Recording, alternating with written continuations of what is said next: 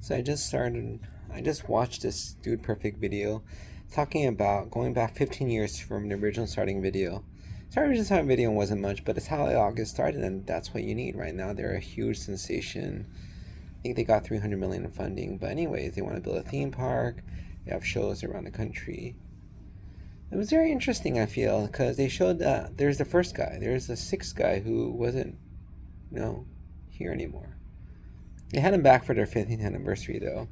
But the guy's name is Townsend.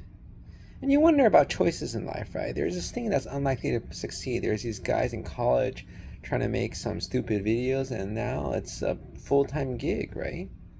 Does he regret it? Does he wish he stuck with it? Would it make a difference if I told you that he went to medical school and is a doctor now? Of course it does, right? I mean, you're like, well, I mean, he's doing other stuff in life, right? It's not either or. I mean, it is either or, but it's not like it's inferior. He's a doctor, he's helping people. An honorable profession, many people say. In life, we only have the ability to do a certain amount of things. Many people think it's about time, and that's true to a certain extent. Except you look at other people and how they handle time, and they just seem to have more time. How do they manage to do this and that all at the same time? They're working a job, a full-time job, and then do another one, right? Or they're working a full-time job, working, the rest of the time on their startup. There's a lot of people there who work multiple jobs. They literally have time for all this stuff. We do too, right? But we don't do it. It's not because there's not time, but it's because we don't have attention or energy. The way our human brains work is not scientific. It's not based on probability. We don't do stuff based on what's most likely to succeed. Some very few people would, but most of us don't base our lives on probability. We base things on salience, right? Things that pop up. Things we have seen more recently. I mean, you always wonder how much that comes into play. I was notified that there's some 2 extra weeks at work. They want to pick those up. Is it because I just happened to respond to the person earlier that week that somebody told her, hey, could you fill those 2 weeks? And she's like, yeah, let me look up somebody. We were thinking about going to Mexico, maybe driving down to Baja from California because it's not too far, cheaper than flying, and then saw that there's 3 guys who were missing went on a trip down the Baja Peninsula surfing. They're probably dead. Makes it feel a lot more dangerous, right? It doesn't change the probability of something happening. It's like when you hear about a plane flight, you worry more about the next flight you take. If the other plane flight had issues, it doesn't actually change probability. Because there's millions and millions of flights. Maybe not millions, but lots of flights. But the thing is, we can't just switch our focus easily. We don't multitask very well. We do to an extent, and we don't to an extent. And I wonder how it really works at the core, at how our brain processes. Because I can tell you, everybody says computers, they multitask excellently. Actually, in the initial days, Windows did not. But now they do much better. But the computers don't actually multitask. They do and they don't. So in the past, processors, you just have one core.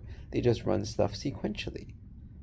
But they're so fast at running instruction, it takes a fraction of a second that you can't tell the difference if they switch between this and this task. Nowadays, they have multiple cores. They could technically run multiple things at the same time. Most times it doesn't, right? It's still sequential. Parallel is not that practical in consumer stuff, right? It's very utilized in a lot of academic stuff, big business stuff, when you make it that way. But the idea is, how do human beings multitask? And I was thinking about, how do we hear, right? So computers, how do they listen for stuff? They have to be on. You can't expect your Alexa to be listening for you. Say, hey, Alexa, if it's not on. Our brain, are we always listening? Is our brain always processing sounds coming from our ears? Just never stops? Sometimes we don't hear something. What's happening there? Someone's calling our name and we don't hear them.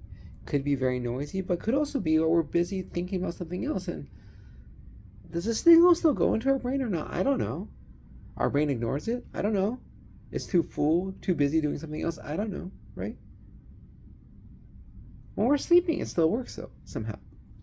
Someone calls your name, you're sleeping, you wake up. You don't respond to other stuff, right? So your name is Bill. They say, Johnny, Johnny. You don't respond. I mean, if you were looking at some guy and some guy kept saying Johnny, you would eventually respond, but you're asleep. You don't respond. But what is it about being asleep that we still listen? How does it work? Computers, you have all this stuff floating on the internet. Does it establish a connection? Does it say, okay, this app needs to send a notification. Okay, let me figure out the app. Does the notification go all over the internet?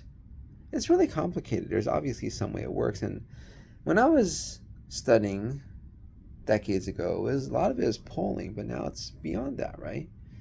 It's automatic polling in a sense. It's all very technical, but it works somehow. Well, what is the mechanism of it working, and how does our brain work? I find it interesting.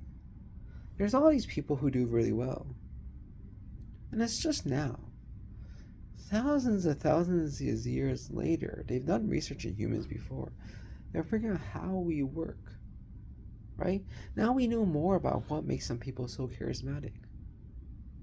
Now we could learn from books. In the past, you're charismatic or you're not, right? Now you could learn.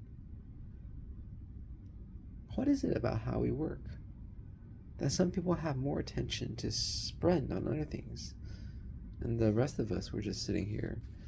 I'm tired. I need my hour today to relax, and I've been working really hard. Cool down time. Going back to John Townsend, MD, doctor. Chose to do other things in life, right? Not do perfect. How does he feel?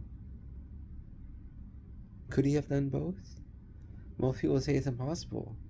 Maybe it is possible. I don't know. But the whole idea of nostalgia, looking back, we think about things we could have changed, things we would have done differently. But we didn't. What's with just getting myself more attention so I could do all those things now?